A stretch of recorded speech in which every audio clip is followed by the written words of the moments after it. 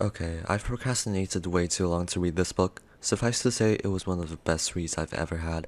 I've also always wanted to pitch my 2 cents of analytical knowledge ever since I finished it, and so here's a small video explaining my thoughts on A Fault in Our Stars. In case some of you haven't read the book yet, here's a small summary of the plot.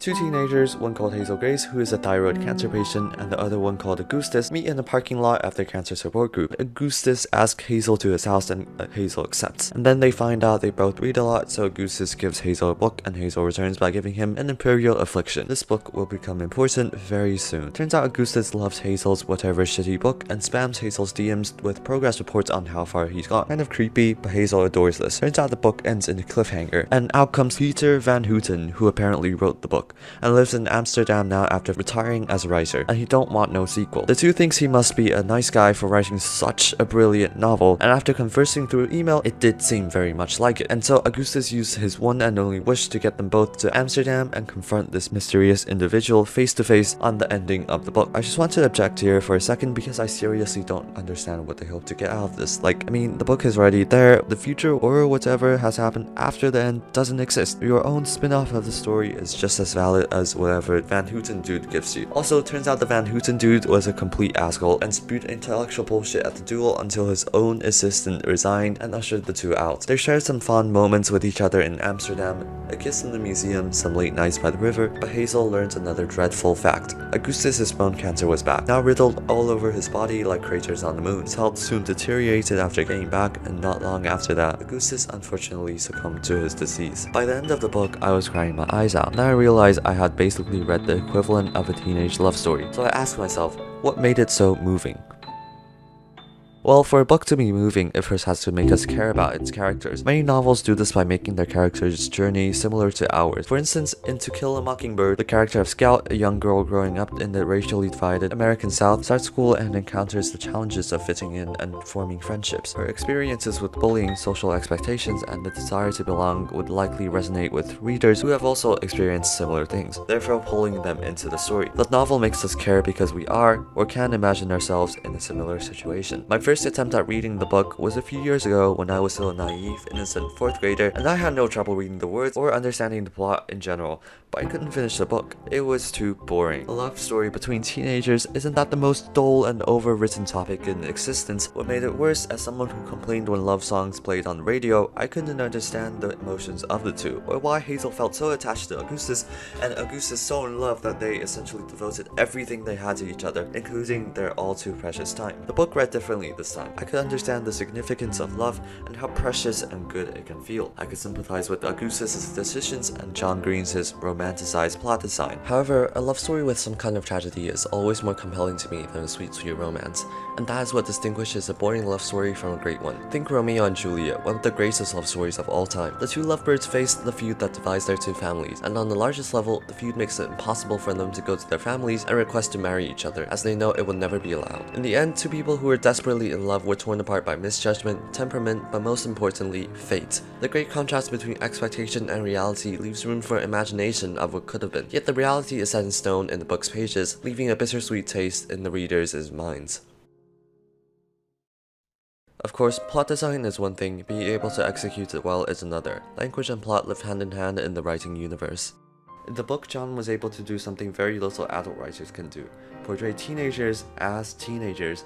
Looking at the conversations between friends in the book, every line reads in a natural way. Augustus and Isaac had the goofy but half-serious mix of boy conversation, a bit of making fun of each other paired with some complaining, and finally sprinkling on some hysteric screaming at video game characters. On the other hand, Caitlin and Hazel carried the stereotypical girl vibe. Augustus and Hazel too. I was grinning at the incredible chemistry portrayed between the two lovebirds throughout the entire book. It was just a wonderful read. Everything flowed with the rhythm of the book. Not overly nice like in the ball party, yet remaining in the slightly toxic and unhinged conversational style of high school students. It was like two actual living people were recorded on the pages. The genre was realistic fiction after all, and if I could put myself in one of their shoes and say the exact same words they did, I'd consider that a success. Transitioning into a more analytical perspective, John does incorporate several themes into his book. To start, drowning is a major theme in the book, and one which contains several layers. For one, the literal mention of drowning would be Hazel's lungs filling with water from her cancer. John uses dual symbolism, where although water is something essential for life, it is also also killing Hazel. Water is also the cause of Hazel's inconveniences in life, such as having to bring a big oxygen tank around and make everybody aware of her disease. Other than that, the choice of Van Houten's hometown invokes a metaphorical meaning of drowning. Hazel's thoughts say, I was thinking a lot about how they made this place exist even though it should have been underwater, and how I was for Dr. Maria a kind of Amsterdam, a half-drowned anomaly, and that made me think of dying.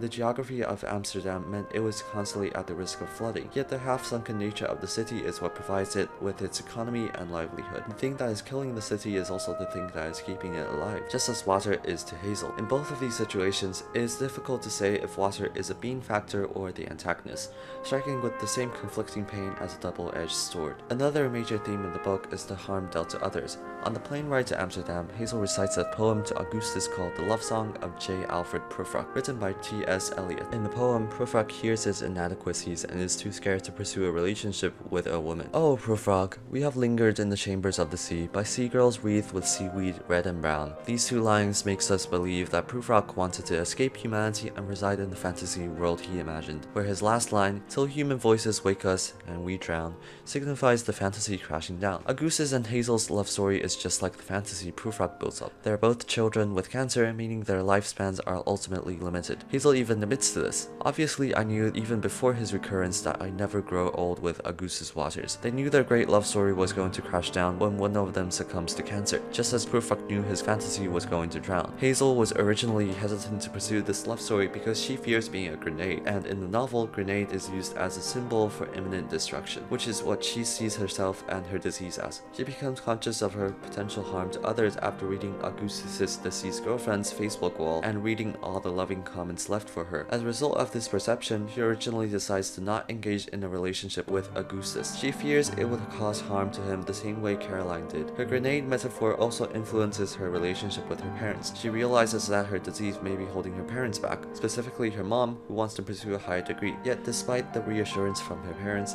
she still refuses to accept the idea. As she spends more time with Augustus though, she witnesses his genuine love and care for her. Augustus' persistent affection and understanding gradually chip away at Hazel's belief that she is a grenade, showing her that it is possible to engage in a relationship without causing harm. At the end of the book, Hazel learns of Augustus' terminal cancer. I knew why he hadn't said anything, of course, the same reason I hadn't wanted him to see me in the ICU.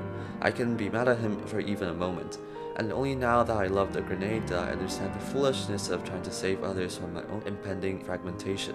The whole ordeal demonstrates character development. You have to live your life to the fullest, no matter the circumstances you are put in, no matter the things that will happen after you are gone.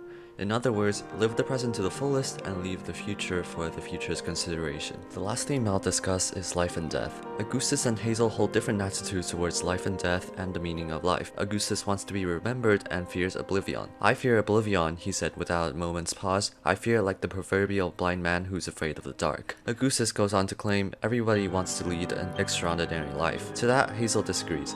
It's just, I said, and then I couldn't finish my sentence. Just, I said again. It's really mean of you to say that the only lives that matter are the ones that are lived for something or died for something. That's a really mean thing to say to me. In this quote, we can see that Hazel doesn't think lives should be lived for something grand. In other words, remembrance does not strike Hazel as important. Rather, she repeatedly mentions not causing harm to others.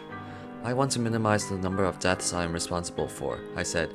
This struck a chord in my heart. I think for most of us, we want to be known. I, for one, have fallen into this belief, and you probably have too. We want as many people to know us as possible. We want them to learn our stories, our struggles, and how remarkable our life was. And in that way, we think we have a better chance of being remembered. Yet, how often does a stranger think or remember our lives? How often does a follower care about the struggles we put out into the world, about our hardships and successes?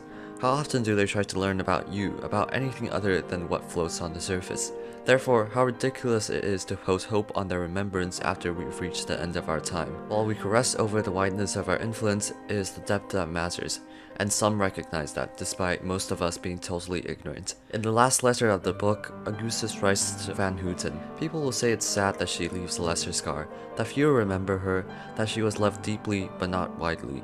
But it's not sad, Van Houten. It's triumphant. It's heroic. Isn't that real heroism? Like the doctors say, first, do no harm. Do no harm, that is Hazel's principle. I believe that is what the author is trying to express as well. Remembrance is not the final goal in life. First, do no harm. If anyone asked me right now what was the most important part of the book, I wouldn't be able to give an answer. In truth, there is no unimportant part here. Fuck up the dialogue and you'll make it unrealistic, mess up the plot and you'd have it boring, construct the themes and metaphors wrong and the whole thing would look deliberate and unnatural. The only criticism I have with the book was how fast the plot moved. For example, Hazel agreed to go to Augustus' house the first bloody time they talked, but after thinking about it for a while, it sort of made sense. They had cancer, they didn't have much time. Their world moves a bit faster than all of us non-cancer patients' worlds, and maybe that was what John was trying to express. Who knows? I'll give this book a 9 out of 10. Anyways, if you have any suggestions or comments, please leave them in the comment section below, and hit the like button if you enjoyed this. I'll see you all next time.